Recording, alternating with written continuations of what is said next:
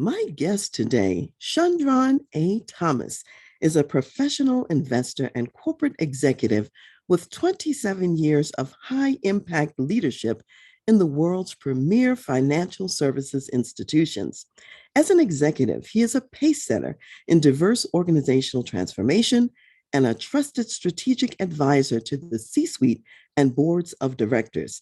He has earned an industry wide reputation as an innovator in investment management, a champion of socially responsible investing, and for his authentic leadership style. Today, we will discover many secrets of executive and life success from this Wall Street insider. Let me tell you more about my guest. Shundrawn Thomas most recently served as president and chief executive of Northern Trust Asset Management and as a member of the management group of Northern Trust Corporation. Prior to joining Northern Trust, Shundrawn served as vice president in the equities division of Goldman Sachs and was previously employed with Morgan Stanley, holding positions in fixed income sales, trading, and research. Shundrawn recently announced his departure from Northern Trust to co-found a new diverse-owned and led firm that will provide debt and equity solutions to privately held U.S. companies. A key focus will be identifying untapped market opportunities and partnering with women and ethnically diverse business operators. Black Enterprise magazine identified him as one of 2011's 75 most powerful Blacks on Wall Street, and again in 2017 as among the most powerful executives in corporate America. In 2020, Savoy magazine named him as one of the most influential Black executives in corporate America. In 2021, Think Advisor selected Shundrawn as a member of the 2021 class of industry luminaries, and Investment News honored him with a Lifetime Achievement Award for leadership in diversity, equity, and inclusion. He graduated magna cum laude with his bachelor's degree in accounting from Florida A&M University. He earned his MBA from the University of Chicago Booth School of Business with concentrations in accounting and finance. Shundrawn also completed executive leadership programs in corporate strategy and corporate governance. The author of 4 books, including Discover Joy in Work, Transforming Your Occupation into Your Vocation. He is a frequent public speaker, media commentator, and lecturer. A devoted husband, Shundrawn is also the father of 2 sons. So, Shundrawn, welcome to the show today, to the Voice of Leadership and to Dr. Karen Speaks Leadership. It's a pleasure to be here, Dr. Karen. I am so delighted to have you. I've been waiting and looking forward to this opportunity to talk to you, to hear from you. And I know that my audience is going to get great value out of everything you have to say today. So thank you again. I'd like to start, Shundrawn, by really just unpacking a little bit about your career and where you've been. We know that you were with Northern Trust in this president CEO kind of a role. However, you also had other positions at Northern Trust. Tell us a little bit about your career there, what you did, just so we have a little bit about that background. Sure, Dr. Karen. So obviously, I've spent the majority of my career, nearly 3 decades, in financial services. And as you allude to, the last 18 years I spent at Northern Trust, where I frankly worked with wonderful people and had a tremendous experience. The culmination of my time at Northern Trust was the last 5 years where I spent leading our global investment management business. We had the responsibility and the privilege of overseeing about 1.3 trillion in assets across a wide range of asset classes and strategy that we manage for clients all over the world. And by virtue of that role, I also served on the management group of the corporation, as you noted. Over my time there, I had the opportunity to have a variety of roles in leadership. Those included beginning my career there, working on the wealth management side, advising clients on specialized strategies across the US. I had the opportunity to lead corporate strategy, working with and advising our business leaders and our CEO, and actually worked for 2 CEOs in that capacity. And from there, I transitioned to roles where I was president and chief executive of our wholly owned broker-dealer business, so overseeing our capital markets activities. I got to start businesses at Northern Trust, including founding our exchange-traded funds business, which was part of our asset management business. So those were some of the responsibilities that I had leading up to the most recent role before my recent departure. Okay, wonderful. And so prior to Northern Trust, you also had some roles at Goldman Sachs and Morgan Stanley. Tell us about those and how they were different or the same as what you were doing at Northern Trust. Well, the way that I would describe, if I characterize my overall experience, there are three primary things that I've done. One is I've had the opportunity to work as a professional investor and in various aspects of the investment management business. In some respects, if you think of my time at Goldman Sachs, I was serving what we would say on the other side of the coin. So I was serving as an advisor, principally and largely to institutions, advising them with respect to their investments. And so if you think about it that way, prior to my time at Northern Trust, I really would have been working in the capital markets, but specifically, my clients would have been large asset managers and what we might refer to as asset owners, or those who have fiduciary responsibility for overseeing and investing assets on behalf of institutions and individuals. I started my career at Morgan Stanley. And the difference between the roles I had, say, at Morgan Stanley and Goldman Sachs is I principally worked on the fixed income side of the business at Morgan Stanley, whereas working on the equity side of the business at Northern Trust. And the predominant amount of my time, although I worked in sales, trading, and research, was actually spent in research. So a lot of the foundational part of my career in finance was spent doing high yield research and equity research. Well, it sounds like you've had a lot of diverse experience on financial services, almost like A to Z or soup to nuts in terms of that background. And I know that you are a man of faith, that you are a Christian man also. And one of the things I was wondering, because when people think about Wall Street, when they think about financial services, faith is not the first word that comes to mind when they think of people in this industry. So, what was it like to be a man of faith in these settings? And how did you show respect even for those people who didn't share your faith? What was that like for you day to day? It's interesting because this is as you know, a pretty prevalent topic. You hear people of faith talk about how do you go about integrating your faith in your work. So let me start with something that has been very true for me. And this was established very early on in my career. A personal belief or a philosophy, which I think is founded in a basic truth, we really do not have two lives. There is no such thing as in my own mind, my faith life and my work life or my secular life.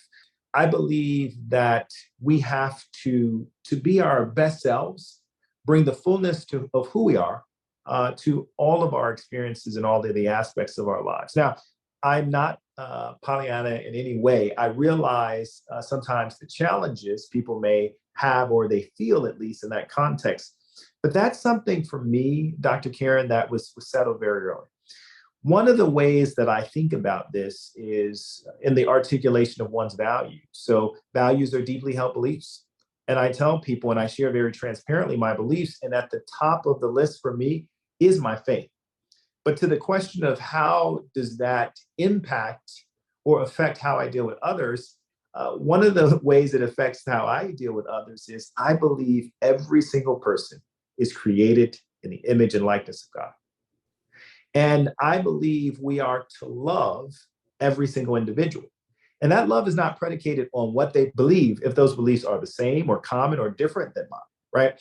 And I think when people understand that while you are committed to your Christian faith, that faith does not have to, in a sense, negatively impact who they are. And in fact, our faith lived out in the best ways, I think, affirms not only the personhood, but the divinity of other people. And so that's how I thought about it in terms of at least my perspective in approaching this. Well, I want to unpack that a little bit more because this is such an important topic. So, when you think about being on Wall Street and in these financial services organization as a person of faith who does believe that every person is created in the image of God, who has value, seeing value in each person. What did you do differently, or how did you show up differently? Let's talk maybe about an example or some experiences that perhaps maybe other executives who may not be values based or who may not be faith based, they might not do in that service sector where you're operating. So this is a great question because there is, of course, this practical reality.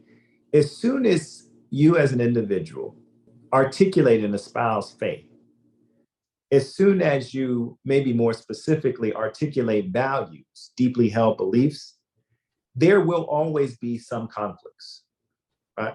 Because people will have different beliefs, whether they are stated or unstated.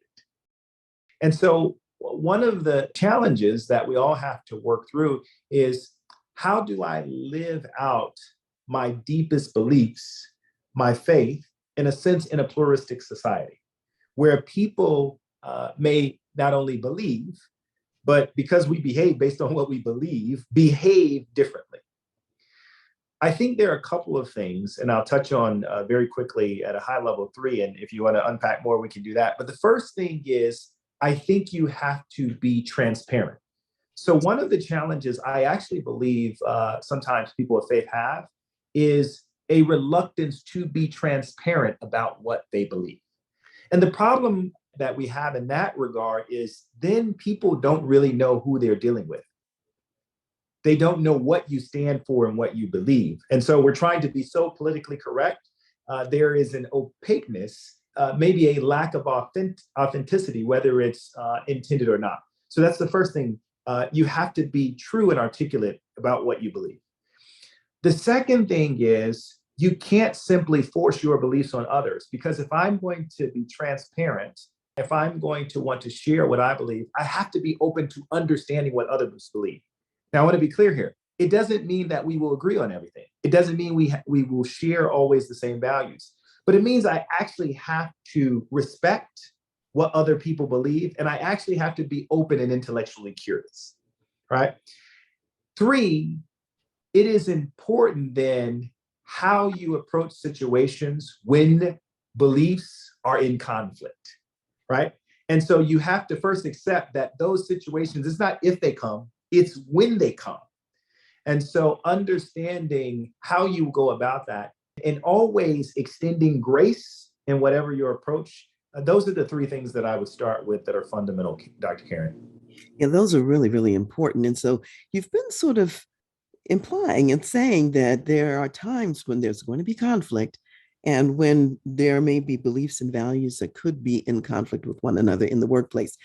Think of a time when you had to navigate maybe some of those challenges and difficulties. What's an example of how you took something that maybe on the surface could sound really hard and you made it work some kind of way? Right. First of all, Dr. Karen, I have so many examples, but I will tell you, I'll give you one. So one of the things that's interesting in our business, and with professionals and financial services, a lot of the way that we are compensated is incentive-based. That means there's a core part of your salary, which is your salary. But quite frankly, for more seasoned and senior professionals, the majority of their compensation can often be in the incentives. And there are considerations, obviously, whether you're in sales and there are metrics that you have to hit, or if you're in investments and there are returns you're seeking. But always there is going to be a level of subjectivity in how the allocation of incentives or compensation goes. I remember in one of my first senior roles, we got to the time where we were allocating the incentive dollars. So if you can think of it, my responsibility is for all the groups that I manage to look at the performance and allocate what we would call pools of incentive dollars. And then if you can think about this, those people have to allocate the next level down to make determinations on what people are paid. Now, one of the things I always did is I empowered my managers, but this is a trust but verify, and verify from the standpoint that we're making sure what we're doing is equitable. And I noticed with one of my senior leaders that there were a couple of the employees that he had tentatively allocated very small allocations. It happened to be that one was diverse and one was a woman.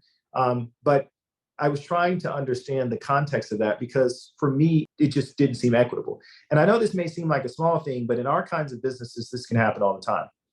And so I called the manager in, I asked him about it. And the short version of the story was he had determined since they were relatively new, it would be easier to pay them a relatively small amount to bias it towards others.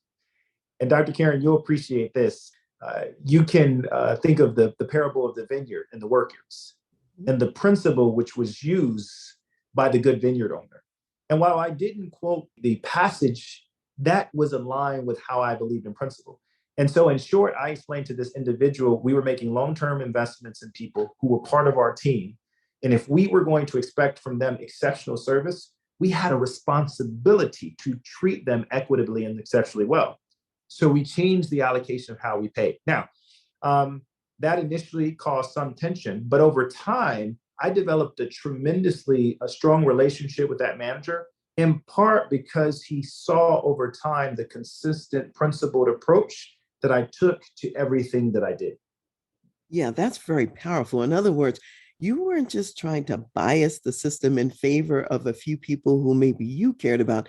He saw you be consistent in the application of these values day in and day out, no matter who the people were. And he got to see what the impact of that was long term in the lives of these people who worked for the company. And the impact on the company is what I hear you talking about. Right. There is a sort of another part to that story because it was interesting. He got to a point where he decided that he was transitioning from the firm. And the short answer of the story is he was in a similar type of situation. He was going to be in receipt of his last incentive payment. He had already announced that he was leaving. Mm-hmm. And you can imagine that kind of situation, because in that situation, theoretically, I could have used the mindset that he was using and how he allocated.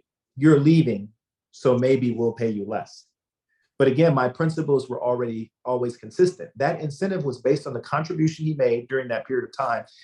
I remember our last conversation, how appreciative and how grateful he was for how he was treated. But here's the thing, Dr. Karen, and this is why it's so important for us as believers. I didn't bring it up. He hearkened back to several years ago, how we treated those other individuals. And it was a reminder to him of the consistency and the principle of how we treat people. There is nothing like experiencing the impact yourself to drive home a lesson. And so you were showing him by experience. I'll do the same thing with you and see how you feel about it. And the point being that he got to learn that being fair and equitable and using these principles in a consistent way was beneficial, not only to those people way back then, now specifically beneficial to him. And what I would say is beneficial to the whole corporation when people know that you can be a trusted leader, a trusted entity to operate in the way that you're talking about. And I'm of the mindset that when believers in the workplace truly operate from their values in the way that we're talking about, it benefits all the people, not just, those who may be believers. Dr. Karen, I couldn't agree more. And I know you'll appreciate this comment, but that's why we also have to apply the practical wisdom of the Word of God. The Bible is just not a compilation of interesting stories. It says everything that pertains to life, there are answers, principled answers for the deepest issues that we face. There is so much wisdom and instruction, even for how we think about what we do every day in the workplace, but we have to see it as such. Exactly. And that's when we make the word really come alive as we apply it to our everyday experiences and our everyday lives. And let me pivot here a little bit and ask this. How diverse is executive leadership in top companies on Wall Street? I'm of the perception or impression that you might be a rare bird in those environments. And in fact, I remember at one point you talked about being a Black face in white spaces. So tell us what it was like to be a man of color, a Black man on Wall Street in these big companies. What were both the challenges and the opportunities you experienced? So I'll start with the realities. Again, I spent my career in financial services and I truly love the business. I mean, there are so many aspects of it. And, if I had to choose my career to do over, 100 times, I would choose the same profession. There is also a stark reality that financial services, it just hasn't achieved the promise of diversity. And so the reality for over the course of my career, regardless of what way we look at it, whether it's representation, if you think about it for gender and people of color in particular, whether it's who we do business with, what do our vendors look like, whether it's what executive management looks like, or even the governance structure. So you think about the board of directors. Financial services has been among the lowest in many industry segments in terms of its record on diversity. Dr. Karen, it's interesting because in some ways, while that reality is there, it was very apparent to me in some ways, and in some ways, you just became very used to it. I remember when I first started at Morgan Stanley, had an incredible experience in the firm. I worked in what we called sales and trading, or on the capital market side. So on literally a single floor, there would be as many as about 600 people spread across these enormous floors. And I can remember starting my first year, and there were a total of 4 African Americans on that entire floor of 600 people. Of course, I knew them all. You meet them, and so that was just a microcosm of the level of representation. As I navigated through my career, my reality was that becoming a manager very early on, and then in executive management, it was common, whether I was in boardrooms, whether I was calling on clients all around the globe, for me to singularly not only be the only African American, many times the only person of color. I have a high regard for my organization in terms of how we've advanced diversity.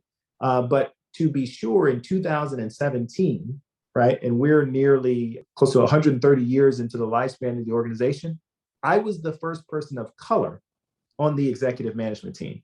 So I'm answering your question and saying that's the factual reality. The short answer to the challenges, and we can unpack this, is this. When that is your norm, it means that the people that you work with aren't used to experiencing you. And so the prism with which they assess you, which they judge you, is often not with ill intent, can be based on a set of biases or prejudices, in part because they really have no constant or meaningful direct interaction with people of the same background. And what that means for you is you are constantly navigating several worlds. You are constantly in a position where you have to make sure that people, in a sense, not only appreciate the value that you bring in your competency and your expertise, but they actually just feel comfortable working with you. And I imagine that sometimes could be very difficult to increase the comfort level. I remember some research done by the Center for Creative Leadership where the burden is really on the person of color to put everyone else at ease. It's not necessarily been the case in corporate America where the burden is on the majority people to create that sense of being at ease. So what did you do as you navigated through preconceived notions, prejudices, biases, lack of experience that people might have with people who are different? How did you help them to see you for who you really are? Well, the first thing I would say is this. I was blessed to have some very good mentors and sponsors. And I want to be clear, Dr. Karen, while I certainly had mentors and sponsors who were African American, the vast majority of the people who were mentors and sponsors to me, given the nature of the business, actually, in most instances, were white men and women, mostly white men. I want to start there because without having those kind of relationships with people who took a vested interest in your success, it is very difficult. I won't call it impossible, but extraordinarily difficult to navigate those spaces. So first of all, you have to make yourself available for people to want to mentor you and sponsor you. And you have to be able to find and establish those relationships. Two, Beyond just mentors and sponsors, you have to be a more relational person. Our natural inclination as people, when we go into a new space or an unfamiliar space, is to look for people who we share some sort of affinity with. It gives us a sense of psychological safety. And so, what you have to orient yourself to do is do something that might not naturally occur to you because of the search for that psychological safety, which is I'm going to consistently make an intentional effort to build relationships with people who don't look like me or may not share my background. And I want to be unambiguously clear about what you said earlier. I want to affirm it. Whether people believe that it is fair or not, more than not, the onus or the greater part of the burden is going to be upon you to do that. And so, what I did is try to turn the situation around as opposed to complaining about or bemoaning the fact, go with it as an attitude to say, God, I'm going to ask you, will you please give me grace as I seek to build these relationships? And I very much believe that God did that. The last thing is you've got to pay it forward. And paying it forward means that knowing what your experience is, I've went out of my way to try to make that experience different from others, whether it be women, whether it be people of color. And I want to be clear, and it's not just women or people of color. If you were to talk to people that work with me, I have just as many mentees that are white men and white women. My point is, everybody is transitioning different environments or navigating space. And I really do believe you actually reap what you sow. And so when you make that investment in others, the way that this thing works out, somebody's willing to make that investment in you. Yeah, I love this because what you're really talking about is how important it is to take the lead. I mean, if you're going to be a leader, you may have to lead in establishing the relationships, and the whole paying it forward is that whole thing of reaping what you sow. It's like, okay, you're going to get back what you're putting out into the world. So you don't sit back and wait for it to happen to you first. You do it with other people. You model that, and it comes back to you. I think that's golden. If people don't hear anything else, that's something they can hear. In other words, we have options, we have choices. We don't have to sit passively and wait for things to happen. We can get in there, and because of how we relate to people, make some things happen. I also heard you say, and this to me is very important, when we're talking about an environment that's sort of been, if we think about Wall Street, that's sort of like the white male capital or environment. You need some mentors who fit that demographic because they understand that world. They've been in that world for a long time. And so it's a mistake to think that, oh, the only mentors I need are people like me. No, you need people who are going to be advocates for you, know who you are, know the value that you're bringing. And that also fits with some of the CCL research as well. People having sponsors, people having mentors that are diverse in comparison to them and can put in a good word for them in terms of how they're perceived and seen at other levels. So I think that's huge, by the way. You're starting a new venture now. So let me ask this. Tell us about the new venture. Why now? What's your vision for this company? And as I think about your career in financial services, there's probably a reason why you're choosing to do a new startup, if you will, rather than to do whatever you're doing within existing structures. So tell us about that. Sure. And Dr. Karen, I'll tell you, because we're in kind of a gestation phase, so we haven't gotten to the public launch of the business. That's forthcoming. But let me tell you, what the focus of the business will be. So I'm co-founding a business that will be in what we refer to as the private investing space. So think of, broadly asset management. We specifically will be focused on investing in and providing capital solutions to privately held lower middle market companies. To give you a sense of the size of those companies, these aren't startups. Usually they're established companies, but they can range in size if you were to do it, say, by revenue, from anywhere from, say, 10 million in revenue to 100, maybe on the high end, depending on how people define it, 150 million in revenue. And there's a very particular reason, a set of reasons why I'm interested in this opportunity set. And Dr. Karen, it's a function of where passion meets purpose. One, I love the business of investing, but given the experience I've had and much of what we've talked about, I think there is a more holistic way to work with business owners and entrepreneurs in terms of providing capital solutions. One of the things that concerns me as someone who has been an industry leader for some time is, over the course of my career, we haven't changed two very important things.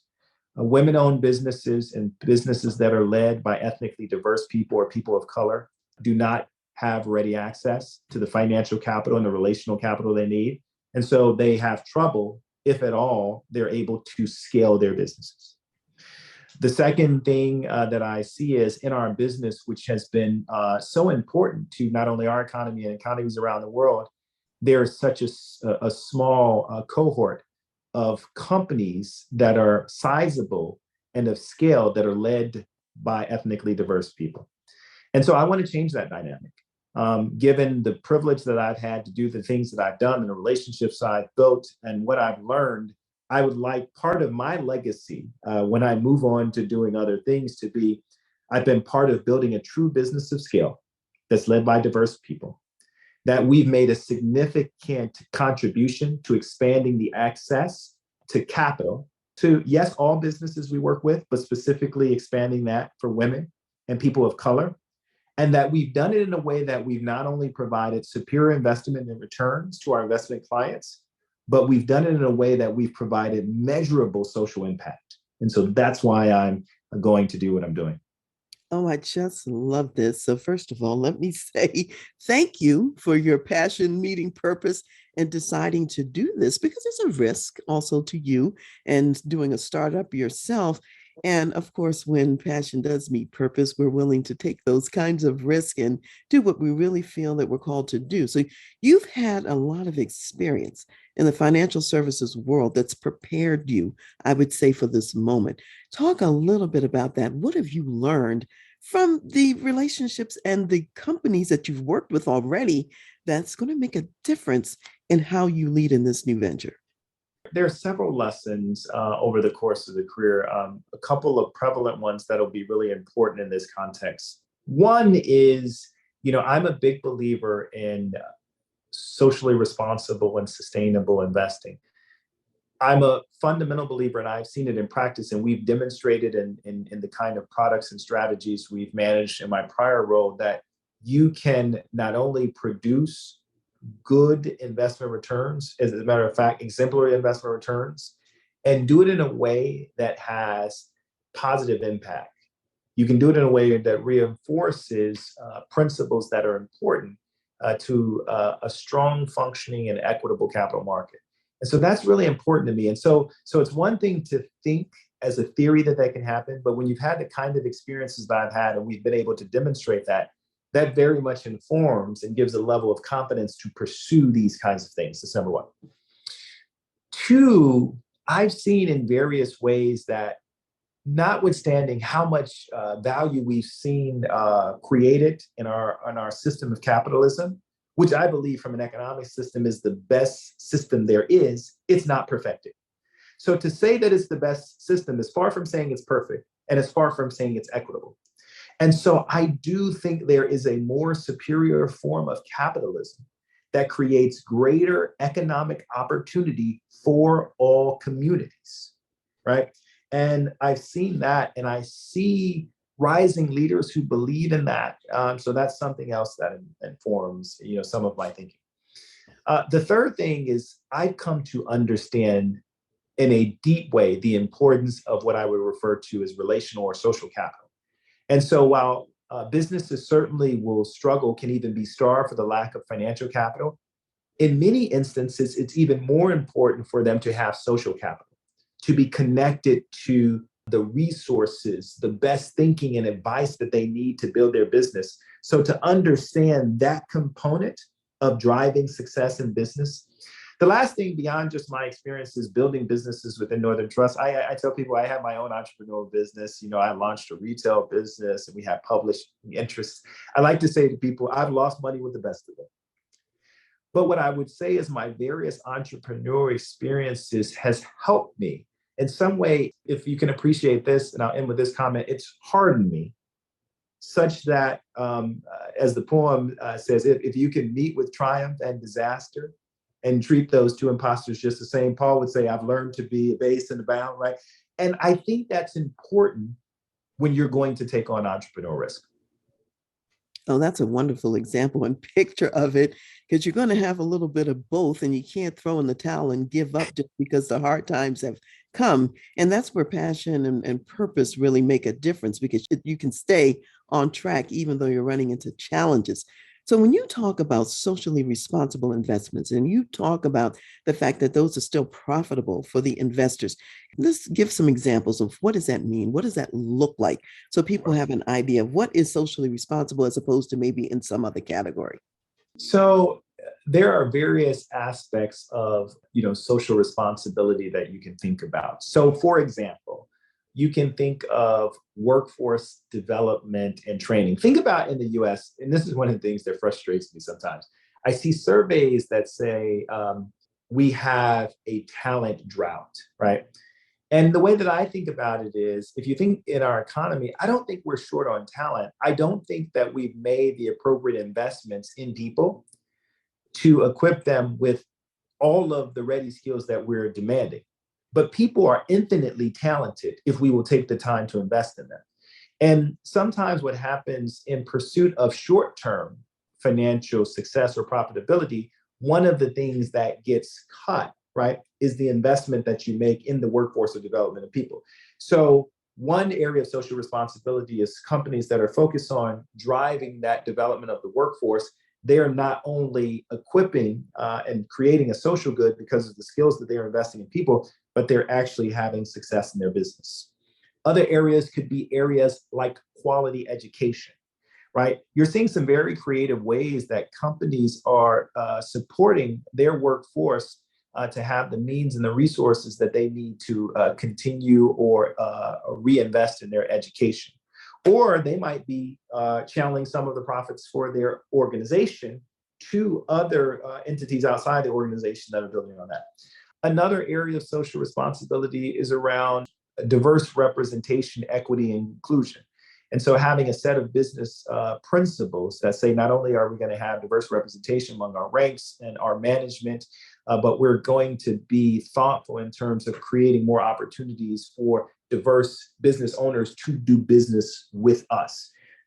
Those are just a sample set of ways in which you can think about being socially responsible, have social impact. And not only do they not take away from the economic vitality of businesses, I'm going to argue that businesses that do those well tend to be some of your best businesses. So, what I'm hearing you say is that when social responsibility is taken seriously, not only does it not cut into the success of the business, that business has an opportunity to be even more successful on the metrics that they care about, whether it's the profitability, bottom line, all that sort of thing. So that's what I'm hearing is it's not just, okay, I'm going to be socially responsible and it's going to hurt me and I'm going to have to pay a price. And why should I do that? In my mind, Dr. Karen, this should make sense, right? I like to say to people, businesses are people powered. In most Western economies, and the US is at the top of the chain on this, the majority of our businesses are service-oriented businesses. That means the value proposition doesn't exist without the exceptional efforts of people, right? And so if you think about it, being socially responsible, right? In my mind, it just makes sense, right? Because ultimately, that's about investing, broadly speaking, in society, but in a micro way, it's about investing in people.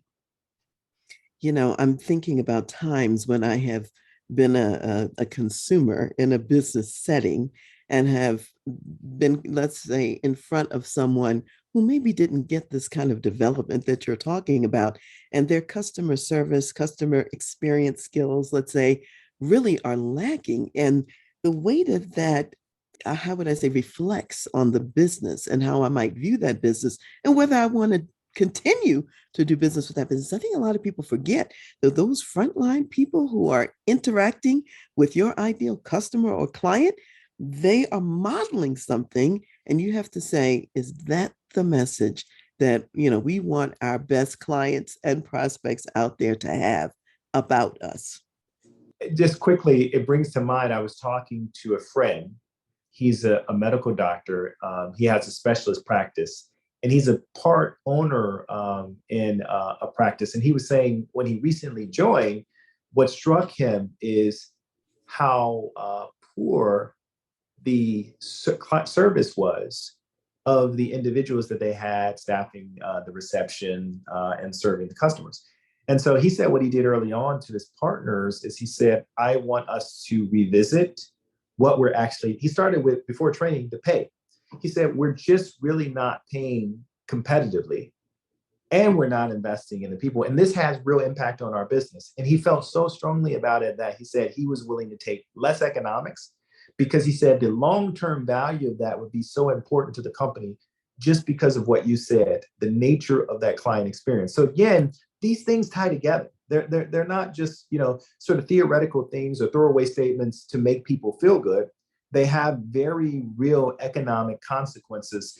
And to be sure, our only driver should not be economic in the sense of dollars and cents. Because one of the wonderful things about working with people is people make investments in one another that in some ways you can never pay for. Oh, yeah, absolutely. So it's also using a different metric.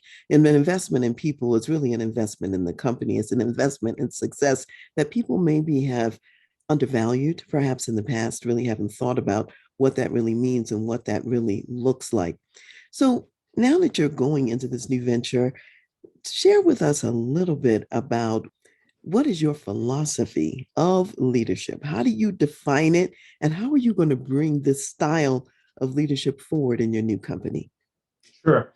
So when I think of leadership, to be fair, there are numerous definitions, but when I boil it down, it comes down to really one word for me, which is influence. And I think of that influence being positive influence. Now, the reason I say influence, because many times when people think about leadership, they think about it from the standpoint of position, and most notably a position of power. They think about things like, are leaders born or made? And I said, it's really a false dichotomy. The way that I think about it is this: every single one of us is born with leadership capacity. And the way that I think about quote unquote positional leadership is everyone can lead from whatever position they're in. Now, to be sure, Dr. Karen, you're going to have a different platform or a different opportunity set of how much you can influence based on your position. But every single person. So I start with that philosophy because the reason, and I share that with people, because I want every single person that's part of the organization to know it's sort of like the scripture. He says to them, in my Father's house, there are many mansions. If there weren't, I wouldn't have told you so. And he's not talking about in the sense that people think a physical mansion. He's talking about a space, an area, a room of influence. He says, look, there's enough room in the kingdom for everyone to have influence if you use what God has gifted you with. And that's the mindset that you want to give to every single person, right?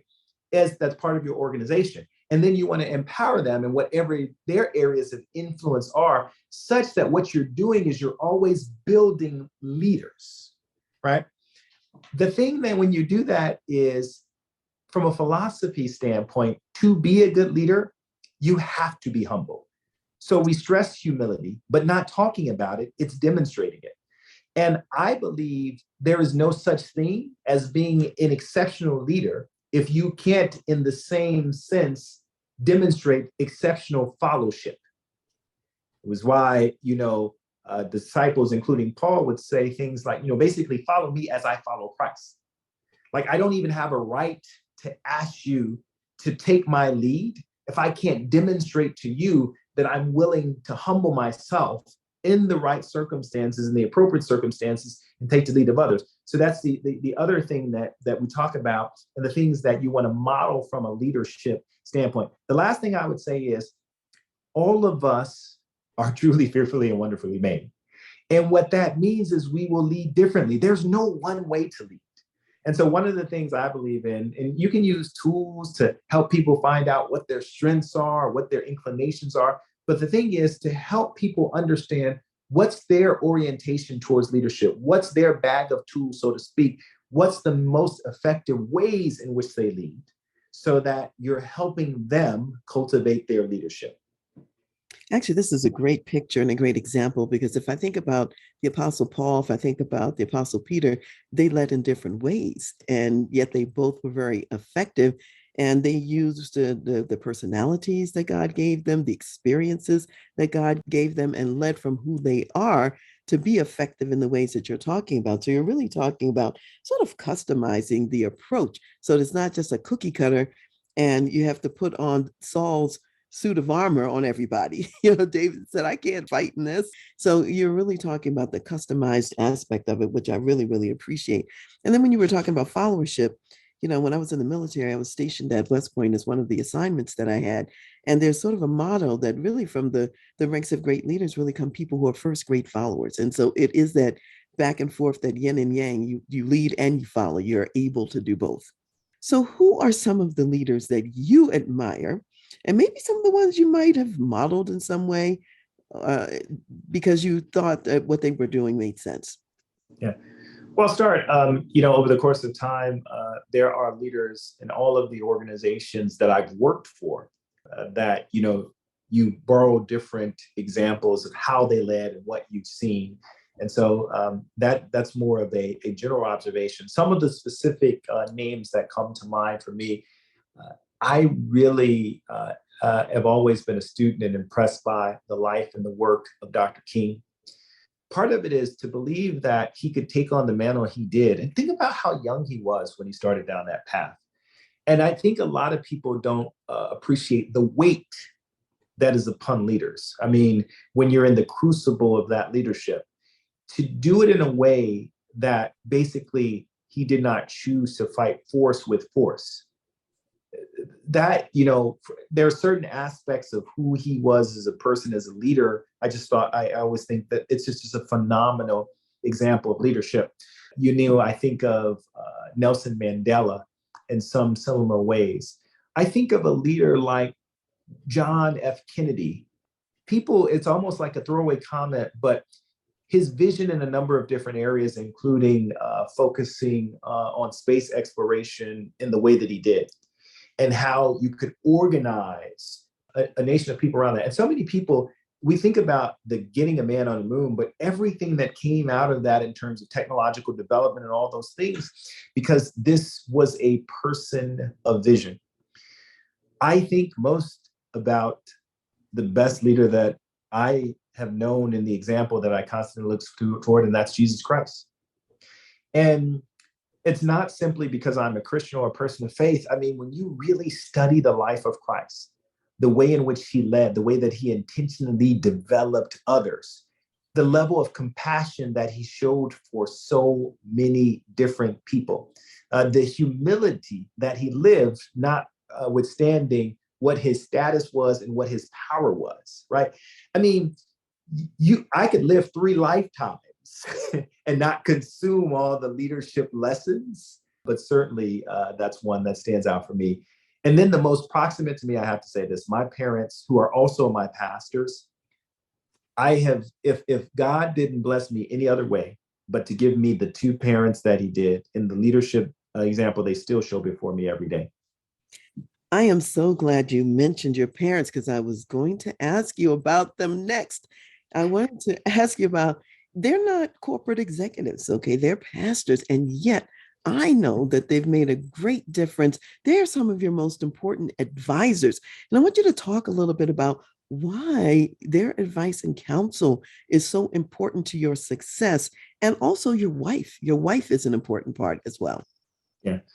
So I'll start with my parents, and then we'll get to the most important person on this side of life for me, my incredible wife. My parents, the thing that is interesting to me is, people would say bivocational because they both worked, and then they were pastors. I saw the sacrifice that they've made throughout their life in always prioritizing people, and that set a certain orientation for me. What I saw from them is the inescapable and the unrelenting commitment that they had to their beliefs. And that was regardless of whatever the outcomes were. Right.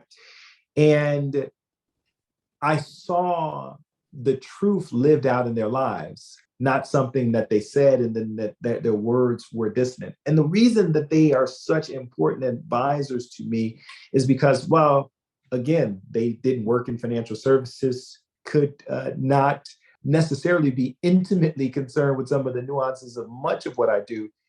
What I realize is this: as a leader, most of the important decisions you make are value-based decisions.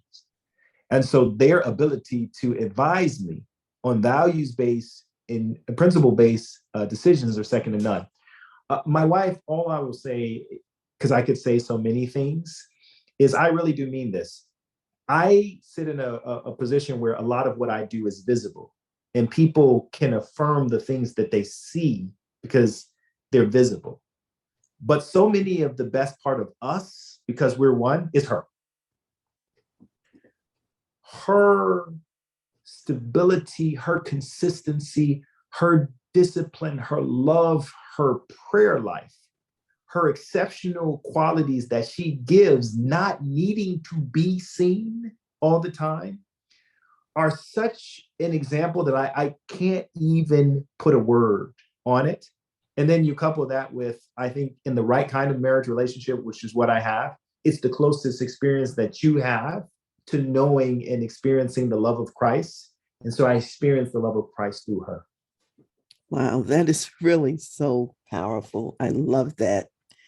When you think about leaders in the public, private sectors, and in the church, what do you think we need to see from those people in today's world? If you had to just boil it down. Yeah, this is a really important question. It's a really important question. One is because, and I want to say this as constructively as I can, we use the term leader too easily.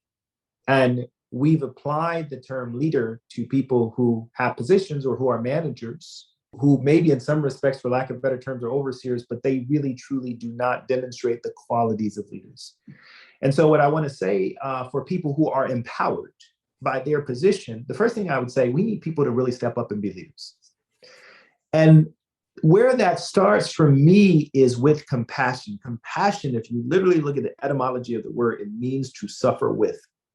And we have so many people in power today that are more concerned about being in power or about what they can do for themselves, that they are not compassionate. They are not suffering with others. They are not serving others. So the first thing I want to see is a return to the true heart of leadership, which is about humility, which is about service, which is about compassion. That's number one. The second thing I want to see is more transparency. You know, it's interesting to me, you hear people that are quote unquote put forth as leaders, and if you listen to them talk sometimes, it's some life that apparently none of the rest of us can lead. They've never made mistakes. They're right about everything. And at the end of the day, there is a great lack of transparency, not among all, but among many so-called leaders. We need to be more honest. We need to be more transparent. And then the last thing I would say that we need to see from leaders is this simple word: sacrifice. Okay. We talked about the perfect example of Jesus Christ, the Garden of Gethsemane. He's sitting there, right? He's struggling with what is a decision for sure virtually none of us would make. And he said, it's so hard that if there was another way to do it, I wouldn't do it. But you know what? Your will, not my will. And we don't see people sacrificing for the mission, for the cause enough. We don't see people sacrificing for others enough. So again, those are the things we need to see. We need that compassion. We need that transparency. We need that sacrifice. Thank you so much. Now, I know you've been so passionate on leadership in these subjects. You've written a number of books, and your latest book is called Joy in Work, Transforming Your Occupation into Your Vocation. Tell us a little bit about this book, why you wrote it. If someone reads it, what are they going to get out of it? Yeah, who's it for? Yeah. So, you know, I've had the privilege of writing, this is the fourth book, but one of the things I always write about things that I can relate to or that have impacted me in different ways. And having the experiences that I've had, one of the things that I found is I have worked with so many extraordinarily talented people. But what I found, the more I would talk to and mentor people, And this may surprise you. I don't know if it will, Dr. Karen. I would say, not exaggerating, the majority of people that when you really get them to a private place were unhappy with their jobs, unhappy with their work. And I was, thinking about this and thinking about even my own experience, the periods of times that I've had where there have been challenges or been despondent. And so it got to a lot of thinking about this. And I think it starts with this belief that I have that when we work in the way that God intended, work is actually really intended to be joyful. But what it means is that we've got to step back and challenge and actually rethink our perspective on three different things. One is the workplace. I think of the workplace as not only just the environment in which we work, but the people that we work with. Our work ethic, understanding that there's a belief that work is inherently good and that it's not just about the material things or what I call the beyond that, the rewards, but it's about the intrinsic value that we get from work. And then finally, it's what I refer to as your work life, understanding that you really want a vocation, not simply an occupation. Occupation is just, it's like a fee for piddling work. I mean, if you look at the etymology of that word, vocation it's something that you might call a career, a journey, your life's work. And when we can translate those things, when we can reshape our perspective, I believe then we experience work in the way that God intended. And when that happens, not only do we enjoy it more, we're more productive. We have better relationships. We see our whole life experience because we spend most of our waking hours working in a different way. That's phenomenal. And I happen to know that one part of that and the way that you unpack it and talk about it is really paying attention to our own attitude about Yes. the environments that we're in and what we see. And that a lot of times it's not the circumstances so much as our perspective of the circumstances. And we have a lot more options and control if we can shift even how we look at something that we're going through.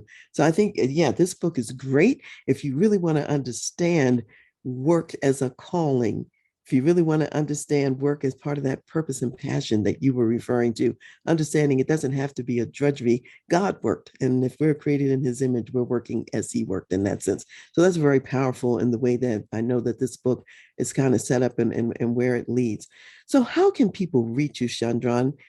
Just if they want to reach you through your website, if they want to get this book or whatever, give us some information. Well, the first thing I would say is, Dr. Karen, when your first name is Shundrawn, you are easier to find than most.